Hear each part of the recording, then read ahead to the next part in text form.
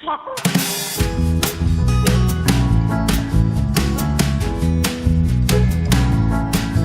students, today we are here to discuss our chapter number 7 and the name of this chapter is the making of the national movement 1870s to 1947.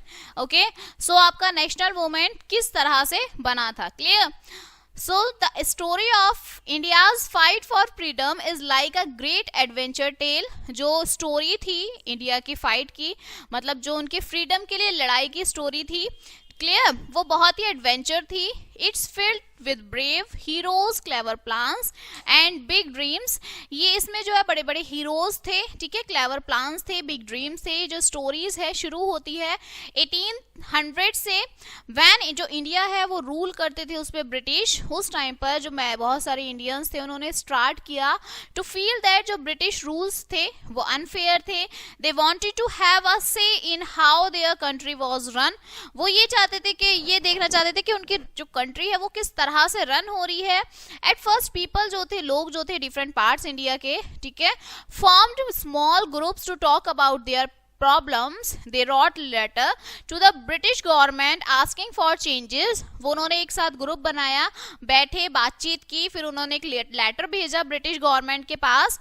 But सोन उन्हें realise हुआ कि उन्हें एक साथ काम करने की जरूरत है.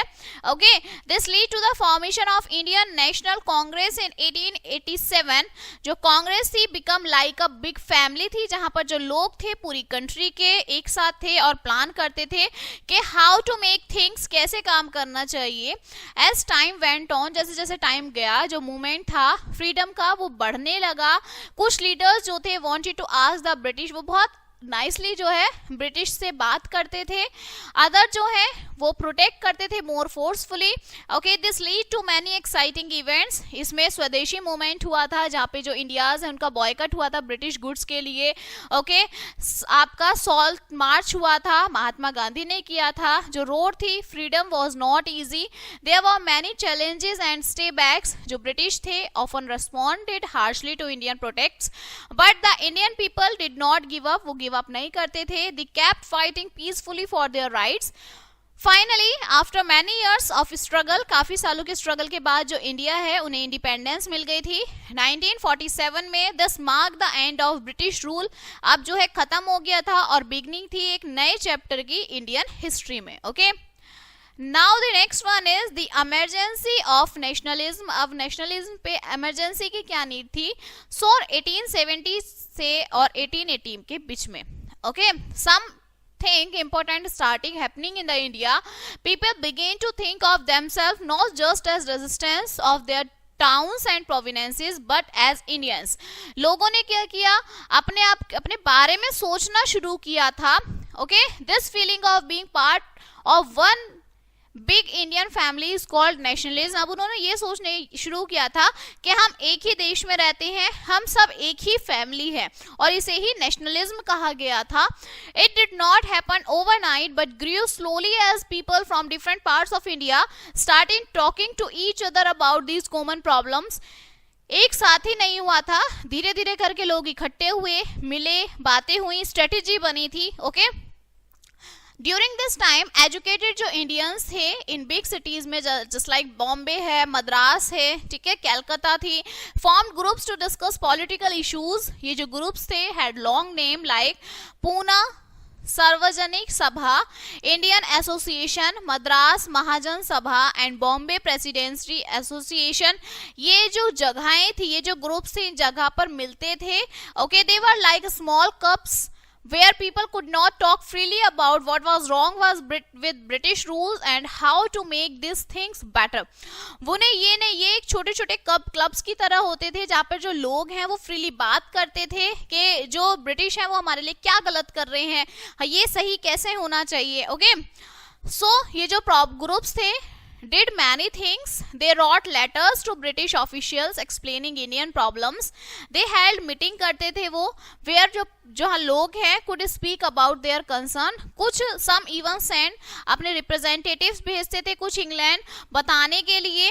Tell the British government directly about Indian needs. जो एक्टिविटीज थी वो मदद करती थी, ठीक है, और जो इंडियंस थे वो अवेयर हो जाते थे राइट्स के लिए and unfairness of British rule. Okay, next one is the birth of the Indian National Congress. अब इंडियन नेशनल कांग्रेस का बर्थ कैसे हुआ था? सो इन 1885 में something very important happen in Indian fight for freedom. एक न्यू ऑर्गेनाइजेशन इंडियन नेशनल कांग्रेस बनी थी. जो आईएनसी थी वो एक बड़ी अम्ब्रेला की तरह थी, अंडर विच जो लोग थे पूरी इंडिया में कुछ कम एक साथ आते थे. It was started by a man name Allan Octavian Hume की वजह से ये शुरू हुआ था, जो एक्चुअली एक ब्रिटिश पर्सन थे, but he believe that Indian should have more say in how their country was run. But वो ये चाहते थे कि इंडियन को ज़्यादा पता होना चाहिए कि उनकी कंट्री किस तरह से चल रही है. जो फर्स्ट मीटिंग थी आईएनसी की वो बॉम्बे में हुई थी दिसंबर 1885 में.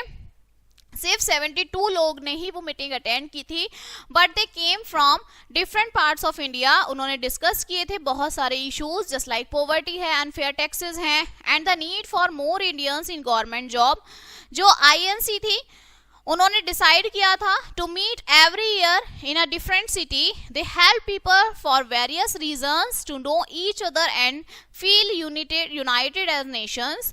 इन द बिगनिंग शुरुआत में जो आईएनसी थी बहुत पोलाइट थी डिमांड्स में, लेकिन जैसे अर्ली लीडर्स जिन्हें आप मॉडरेट्स बोलते थे, believed in asking the British government nicely for reforms. पहले उन्होंने बहुत अच्छे से उनसे बात की थी, अपनी डिमांड रखी थी. They wrote petitions, give speech देते थे, try to show British that Indian was capable of governing themselves. वो ब्रिटिश को बताते थे कि भाई हम कैपेबल हैं, हम अपने देश को खुद चला सकते हैं. कुछ इंपॉर्टेंट मॉडरेट लीडर्स जैसे आपके दादा भाई नारोजी हैं, उन्होंने लिखी थी grand old man of India. Okay, Firoz Shah Mehta थे, गोपाल कृष्ण गोखले थे. Okay, so now the partition of Bengal and the growth of extremism. देखिए 1905 में जो समथिंग हैपन, कुछ हुआ था, क्योंकि इंग्लिश जो आपके इंडियंस थे वो बहुत गुस्सा हो गए थे, एंग्री हो गए थे. जो ब्रिटिश थे डिसाइड किया उन्होंने डिवाइड करना बिग प्रोविनेंस ऑफ बंगाल को दो पार्ट्स में. They said this was to make it earlier to govern, but many Indians felt it was trick to weaken their unity. ये जो इवेंट था इसको जाना जाता था as a partition of Bengal के नाम से. जो पार्टीशन था lead to a lot of protests. People जो लोग थे बंगाल के और अदर पार्ट्स के इंडियंस जो थे वो अपसेट थे. उन्होंने स्टार्ट कर दिया to new kinds of protests, Swadeshi movement और बॉयकट मूवमेंट. ओके, स्वदेशी का मतलब अपने ही कंट्री में बनी हुई चीजें. इस मूवमेंट में लोगों ने डिसाइड किया था कि सिर्फ वो इंडिया की चीजों को ही यूज करेंगे. ओके, और स्टॉप रोक देंगे ब्रिटिश गुड्स को. बॉयकट मूवमेंट जो था उसमें रिफ्यूजिंग था कि ब्रिटिश प्रोडक्ट्स को वो रिफ्यूज करेंगे, कोऑपरेट करेंगे ब्रिटिश गवर्नमेंट के साथ इन एनी वे. ओके, ये जो प्रोटेक्ट्स था वो डिफरेंट था earlier ones because they were more forceful. एक न्यू जो ग्रुप था लीडर्स का इमर्ज्ड होते थे जो बिलीव करते थे that asking politely for rights was not enough. They wanted to take stronger actions लेते थे वो ब्रिटिश रूल के अगेंस्ट. जो लीडर्स थे उन्हें एक्सट्रीमिस्ट बोलते थे. मोस्ट फेमस जो थे उसमें बाल गंगाधर तिलक, लाला लाजपत राय जी थे, बिपिन चंद्रपाल जी थे, जो बहुत पॉपुलर थे, जिन्हें लाल बाल पाल के नाम से जाना जाता था. जो एक्सट्रीमिस्ट थे उनका न्यू गोल था स्वराज, जिसका मतलब था सेल्फ रूल करना. They did not just want small challenges, नहीं चाहते थे वो चाहते थे कि जो इंडिया है वो खुद गवर्न करे. बाल गंगाधर तिलक फेमसली स्वराज कहते थे कि स्वराज जो है मेरा जन्म सिद्ध अधिकार है और मैं इसे पाकर ही रहूंगा. Swaraj is my birth right and I shall have it. ये जो आइडिया था कंप्लीटली फ्रीडम था फॉर ब्रिटिश रूल के लिए और बहुत पॉपुलर था स्पेशली यंग इंडियंस के लिए. Okay, next one is the impact of the first world war. अब फर्स्ट वर्ल्ड वार पे क्या इम्पैक्ट हुआ? सो जो फर्स्ट वर्ल्ड वार था वो आपका 1940 से स्टार्ट हुआ था, 1918 तक चला था. हैड अ बिग इम्पैक्ट था इंडियन फ्रीडम मूवमेंट में. व्हेन द वॉर, जब ये स्टार्ट हुआ था ब्रिटिश ने आस्क्ड कि इंडियंस की हेल्प के लिए बहुत सारे Indian soldiers were sent to fight for British in different parts of the world. India also provided, India को मनी प्रोवाइड की, supplies to support the war efforts. Indian leaders जो थे होप थे that by helping Britain in the war India would be rewarded with more political rights after the war ended. वो ये सोचते थे कि जब वो जीत जाएगी तो उन्हें जो है अवार्ड दिया जाएगा, ओके, राइट्स दिए जाएंगे. They thought the British would be grateful and give Indians more say in run their country. This hope made Indian support the war efforts enthusiastically. So उन्होंने ये सोचा कि भाई जब वार चल रहा है, फर्स्ट वर्ल्ड वार है, अगर इंडियंस हेल्प कर देते हैं ब्रिटिश की तो वो उन्हें राइट्स दे देंगे उनके. Okay, however things did not turn out as Indians had expected. जैसा उन्होंने चाहा वैसा बिल्कुल भी नहीं हुआ. आफ्टर द वार जो ब्रिटिश थे उन्होंने इंट्रोड्यूस कराया some reforms through the government of India act 1990 known as मोंगेतू चेम्सफोर्ड रिफॉर्म्स. ये जो रिफॉर्म्स थे gave India a bit more representation in the government but the real power still remain with the British. Real power British के ही हाथों में थी. बहुत सारे जो इंडियंस थे वो डिसअपॉइंट हुए थे इस कंट्रीब्यूशन से. War efforts had not lead to significant changes. To make matters worse जो ब्रिटिश थे उन्होंने इंट्रोड्यूस कराया न्यू लॉ से जिसे रॉलेट एक्ट बोला गया था 1990 में. जो एक्ट था gave the government the power to arrest and jail people without a trial if they are suspected of anti government activities. इस लॉ में, इस एक्ट में क्या हुआ, लोगों को जेल में डालने लगे कि अगर चाहे उनकी कोई गलती, अगर ये हमारे अगेंस्ट है तो इन्हें जेल में डाल दो. इंडियंस जो थे शॉक थे इस अनफेयर लॉ से. They felt betrayed that instead of getting more freedom after the war, they were facing more restrictions. War जीतने के बाद उनके ऊपर और ज्यादा restrictions अप्लाई कर दी गई थी. ठीक है. Next one is the non cooperation movement and civil disobedience. So after world war first के बाद जब इंडियन को रियलाइज हुआ कि जो ब्रिटिश हैं were not going to give them more rights, उन्हें राइट्स नहीं दे रहे हैं, उन्होंने स्ट्रॉन्गर एक्शन लिया. This lead to very important movement उन्होंने स्टार्ट किए, नॉन कॉपरेशन मूवमेंट और सिविल डिसओबीडियंस मूवमेंट. दोनों ही जो थे लीड बाय महात्मा गांधी के द्वारा शुरू किए गए, जो बिकम मोर इंपॉर्टेंट लीडर थे इंडियन फ्रीडम स्ट्रगल के. नॉन कॉपरेशन मूवमेंट 1920 में शुरू हुआ. Gandhi asked Indians to stop cooperation with the British government in every way possible. उन्होंने कहा कि बिल्कुल भी ब्रिटिश का तुम बिल्कुल कहना मत मानो. ठीक है. सबसे पहले इंडिया स्टूडेंट्स ने स्कूल छोड़ दिए ब्रिटिश के, लॉर्ड्स ने ब्रिटिश कोर्ट छोड़ दिए थे, पीपल ने बॉयकट किया ब्रिटिश गुड्स का और इंडियन से बने हुए प्रोडक्ट्स का यूज किया. बहुत सारे लोग जो थे उन्होंने टाइटल्स दिया, ऑनर दिया given by the British. Okay, ये जो आइडिया था was to show the British that Indians could not run their own affairs without their help. जो मूवमेंट था वो सक्सेसफुल था and got a lot of support from peoples all over the India. However, it was called by Gandhi in 1922 after a violent incident at Chori Chora where protesters burned a police station. एक act हुआ था जिसमें चोरी चोरा, जिसमें police station जला दिया गया था. जो सिविल डिसओबीडियंस मूवमेंट था वो बाद में आया 1930 में. इस टाइम गांधी ने डिसाइड किया ब्रेक करना अनजस्टिस ब्रिटिश लॉ ओपनली. उन्होंने शुरू कर दिया था फेमस सॉल्ट मार्च. इस टाइम पे it was illegal for Indians to make salt. They had to buy it from the British and pay tax. अब उन्होंने क्या देखा कि वो नमक खरीदने के लिए भी ब्रिटिश को टैक्स देते थे. गांधी वॉक 250 मील्स तक वो चले थे. ठीक है, सी तक गए थे, वहां से नमक लेकर आए थे. उन्होंने इस लॉ को, अनफेयर लॉ को ब्रेक कर दिया. हजारों लोग जो थे उन्होंने ज्वाइन किया था पूरे इंडिया से.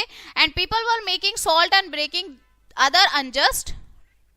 ओके, जो लॉ बनाया था कि आप नमक के बदले हमें टैक्स देंगे वो खत्म हो गया था. ओके, नेक्स्ट है the quite India movement and towards independence. अब जो क्वाइट इंडिया मूवमेंट था सो वर्ल्ड वार सेकेंड शुरू हो गया था 1939 में. India found itself a difficult situation में इंडिया ने अपने आप को देखा था. British had involve Indian in the war without asking. Indian leader से बिना पूछे उन्होंने इंडियंस को वार में भेज दिया था. दिस मेड मैनी इंडियंस, इससे इंडियंस गुस्सा हो गए थे. They felt that they were fighting for freedom in other parts of the world. They should have freedom in their own country too. जैसे वो लड़ाई करने दूसरी कंट्री में जाते हैं उनके खुद की कंट्री में भी उन्हें फ्रीडम चाहिए. 1942 में महात्मा गांधी ने डिसाइड किया it was the time to launch a final push for independence. उन्होंने स्टार्ट किया क्विट इंडिया मूवमेंट। 8 अगस्त 1942 में British Gandhi gave a famous speech दी उन्होंने बॉम्बे में, where he told the British to quit India. He also gave a call to Indians to do or die. उन्होंने India से कहा कि या तो करो या मरो। इस एफर्ट्स में to make India British leave India, के जो ब्रिटिश हैं वो इंडिया छोड़ के चले जाएंगे। जो ब्रिटिश रेस्पॉन्स था टू क्वाइट इंडिया मूवमेंट वो बहुत हार्श था। उन्होंने अरेस्ट कर लिया गांधी को और अदर इंपॉर्टेंट लीडर्स को। This lead to a widespread protest all over India. लोगों ने अटैक कर दिया गवर्नमेंट बिल्डिंग पर, कट कर दी थी telephone telegraph wires and did many other things to disturb British rule. जो मूवमेंट था शो किया हाउ इंडियन जो है वांटेड फ्रीडम चाहना चाहते हैं and how they were ready for fight, और वो लड़ाई के लिए रेडी हैं। अराउंड द सेम टाइम पर जो अदर आपके एफर्ट्स थे इंडियन फ्रीडम के वो हुए इंडिया के बाहर। सुभाष चंद्र बोस जो थे इंडिया छोड़ दिया था, ठीक है, उन्होंने इंडियन नेशनल आर्मी बनाई with the help of Japan की मदद से। आईएनए जो थी आर्मी थी इंडियन सोल्जर्स की who wanted to fight against the British to free India. Although the INA did not succeed militarily, it inspired many Indians and show that Indians were willing to fight for their freedom. अब जो आप ये थे सुभाष चंद्र बोस, इन्होंने army बनाई थी Japan से कि वहां पर वो सीखें कि भाई आपको भी लड़ना है, ठीक है, अपनी फ्रीडम के लिए। Now the end of colonial rule after world war second के बाद 1945 में ये क्लियर हो गया था कि जो ब्रिटिश रूल था इंडिया में वो खत्म होने वाला है। जो वार था वो वीक हो गया था ब्रिटेन का, okay, and they were finding it hard to control India. अब वो इंडिया को कंट्रोल नहीं कर पा रहे थे। जो इंडियन लोग थे वो आपके डिटरमाइन करते थे that even to gain independence they were protests and strikes happening all over the country. जो ब्रिटिश गवर्नमेंट थी वो रियलाइज करने लगी that they had to leave India, कि अब उन्हें इंडिया छोड़ देना चाहिए, but there are complications. Main problem जो थी वो लार्ज कम्युनिटीज थी इंडिया की, Hindu and Muslim had different ideas थे अबाउट द कंट्री को किस तरह से आपको इंडिपेंडेंस देना चाहिए, ठीक है। जो मुस्लिम लीग थी वो उसके लीड जो थे वो मोहम्मद अली जिन्ना थे, वांटेड अ सेपरेट कंट्री चाहते थे वो मुस्लिम्स की जिसे पाकिस्तान बोलते थे। जो कांग्रेस थी lead by leaders like Jawaharlal Nehru जो थे वहां के लीडर थे, wanted India to stay united, वो इंडिया को यूनाइटेड चाहते थे। 1946 में कैबिनेट मिशन जो आपको बनाया गया फ्रॉम ब्रिटेन के द्वारा जिसमें डिस्कस किया गया how power could be transfer to Indians, but their plan उनके प्लान वर्क नहीं किए गए क्योंकि जो कांग्रेस और जो मुस्लिम लीग थी वो एग्री नहीं थे। सिचुएशन जो थी कंट्री में वो बहुत टेंस हो गई थी with fight breaking out between different communities. Finally 1947 में लॉर्ड माउंटबेटन जो थे इंडियन आए थे as the last Britain viceroy. He had the job of arranging the British withdrawal from India. उनको जॉब दी गई थी। जो आपके माउंटबेटन थे वो आए थे, उन्होंने प्लान बताया कि 2 कंट्रीज में डिवाइड कर दीजिए इंडिया और पाकिस्तान। इस प्लान को ही बोला गया था माउंटबेटन प्लान। ऑन 15 अगस्त 1947 में इंडिया को फाइनली इंडिपेंडेंट मिल गया था, बट जो जॉय था इंडिपेंडेंस का वो मिक्स्ड था विद सैडनेस के साथ, क्योंकि इंडिया का पार्टीशन भी हो रहा था। जो डिवीजन था कंट्री का lead to a lot of violence and the movement of millions of people across the new border. It was a difficult start, ये एक बहुत ही कठिनाई वाली शुरुआत थी दोनों ही नए नेशंस के लिए। So this chapter is finished now. Okay, let us see the brush up of this chapter. जो अर्ली पॉलिटिकल ग्रुप्स थे वो बनते थे डिफरेंट पार्ट्स में इंडिया के। इंडियन नेशनल कांग्रेस 1885 में फाउंड हुई थी। जो पार्टीशन था बंगाल का, लीड ऑफ स्वदेशी एंड बॉयकट मूवमेंट हुआ था।